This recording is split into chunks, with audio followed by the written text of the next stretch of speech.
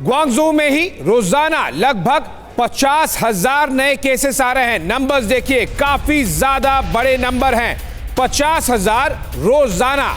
Experts का दावा है कि संक्रमण का आंकड़ा अभी तो शुरू हुआ है और काफी ज्यादा बढ़ेगा।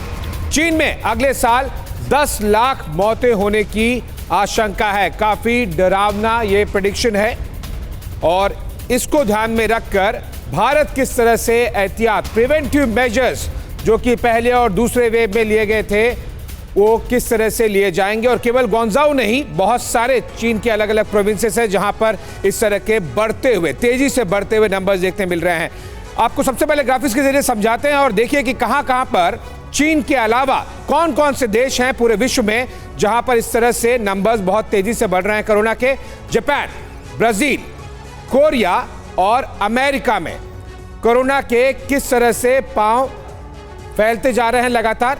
और ये जानने के लिए आपको डेटा देखना होगा। डेटा देखिए, सबसे पहले कोरोना का खतरा कहां कहां पर है, देश कौन कौन से हैं। जापान में केसेस 72,297, जिसमें से कि मौत हुई है लगभग 180। ये 19 दिसंबर तक का आंकड़ा है।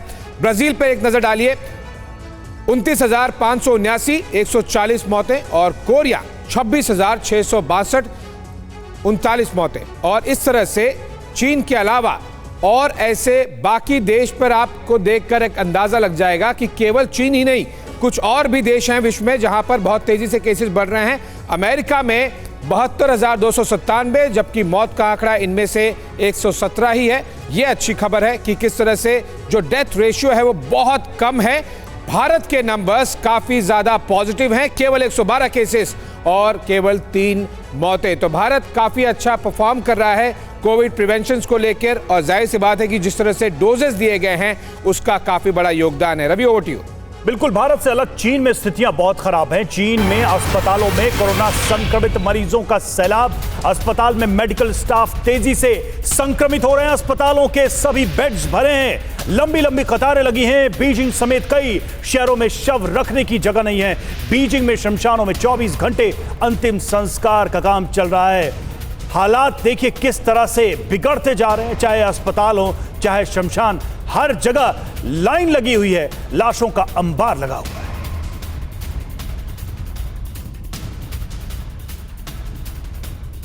और इसी को लेकर एक अपडेट आपको TV9 भारतवर्ष दे रहा है, क्योंकि कोरोना को लेकर जो रिपोर्ट्स आ रही हैं वो वाकई चिंता बढ़ा रही है। एक तरफ खतरा फिर चीन से ही आता नजर आ रहा है। समीर, बिल्कुल, और चीन में कोरोना को लेकर तमाम तरह की हिलाने वाली तस्वीरें सामने आ रही हैं। उसको लेकर कुछ डिटेल भी हम आपके सामने रखेंगे, लेकिन पहले वो बड़े सवाल जो आज दुनिया के सामने मुंह बाए खड़े हैं। क्या चीन में कोरोना आउट ऑफ कंट्रोल हो गया है? क्योंकि जो तस्वीरें, जो अपडेट, जो नंबर्स सामने आ रहे हैं चीन से, वो इसी ओर इशारा कर रहे हैं। बिल्कुल, इसीलिए सवाल यही कि क्या चीन में अब कोरोना की नई लहर फैल चुकी है? हॉस्पिटल्स में पांव रखने की जगह नहीं है।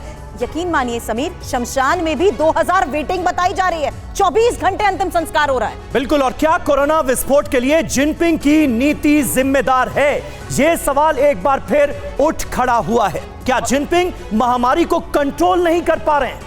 इसी बात को लेकर विरोध सड़क पर भी हुआ। सड़क पर लोग आए, जिस तरीके से विरोध जिनपिंग का हुआ। लेकिन अमेरिका की रिपोर्ट अब चीन की टेंशन किस तरीके से बढ़ा रही है, ये सबसे बड़ा सवाल है। और अब तस्वीरें भी आपके सामने देखिए, चीन के हॉस्पिटल में हालात रवि बद से बदतर होते जा रहे हैं। और थोड़ी देर पहले आप यही बता रहे थे कि पांव तक रखने की जगह नहीं है। रवि, बिल्कुल, और डॉक्टर राजू व्यास हमारे साथ जुड़ चुके हैं, एक बार चलेंगे उनके पास। सर, लगातार हम चीन की बात कर रहे हैं, चीन कहां फेल हो गया?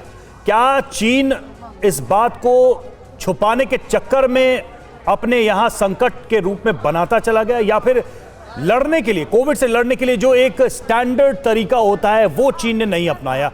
क्या लगता है, आपका असेसमेंट क्या है? असेसमेंट तो ये लगता है कि ओवरऑल जो है उनके यहाँ की जो वैक्सीनेशन प्रोग्राम था वो मुझे लगता है सबसे ही पुअर रहा है। इंटरनेशनल जो एजेंसीज है उन्होंने भी ये कहा है कि उनकी जो 2 वैक्सीन थे वो उतने इफेक्टिव नहीं थे। एक तो ये रीजन मेजर रहा, और उसके बाद में उन्होंने अपने पूरी सोसाइटी को खोल दिया वंस अगेन कॉमन लोगों के मिलने लेकिन सर, एक चीज हमने ये देखी है कोविड के दौरान, अगर वैक्सीनेशन की बात है तो दुनिया भर के अलग अलग जो अप्रूव्ड और जो एक तरीके से इफेक्टिव वैक्सीन थे उनको भी हर देश ने अलाउ किया धीरे धीरे करके, उनके लिए अपने दरवाजे खोले। क्या चीन के पास ये विकल्प नहीं था या चीन ने ऐसा नहीं किया? चीन ने ऐसा किया नहीं। उन्होंने अपने यहाँ देश में यूएस में बनने वाले, यूके में बनने वाले और इंडिया में बनने वाले जो वैक्सीन थे उनको अपने यहाँ इंपोर्ट नहीं किया। मुझे लगता है वो 2 ही वैक्सीन पे उन्होंने ज्यादा ध्यान दिया। आप खुद देखें कि जहां जहां पास्ट में भी अफ्रीकन कंट्रीज में चीन के वैक्सीन लगे, चीन के जो वैक्सीनेशन का चीन के वैक्सीन जिन्होंने साउथ अफ्रीकन कंट्रीज में या ईस्ट अफ्रीकन कंट्रीज ने इंपोर्ट किए, वहां पे ये प्रोग्राम वैक्सीनेशन लगने के बाद में महामारी वापस से आई उन देशों में। तो आप ये कह रहे हैं कि जैसे चाइनीज प्रोडक्ट्स के बारे में एक बात कही जाती है कि वो रिलायबल नहीं होते, वैक्सीन के साथ भी वही बात मुझे तो मोटा मोटा ऐसा ही लगता है कि उनका वैक्सीनेशन प्रोग्राम जितना इंडिया का रोबस्ट था उतना रोबस्ट उनका रहा नहीं। उन्होंने बहुत जल्दी में ही हर चीज खोल दी।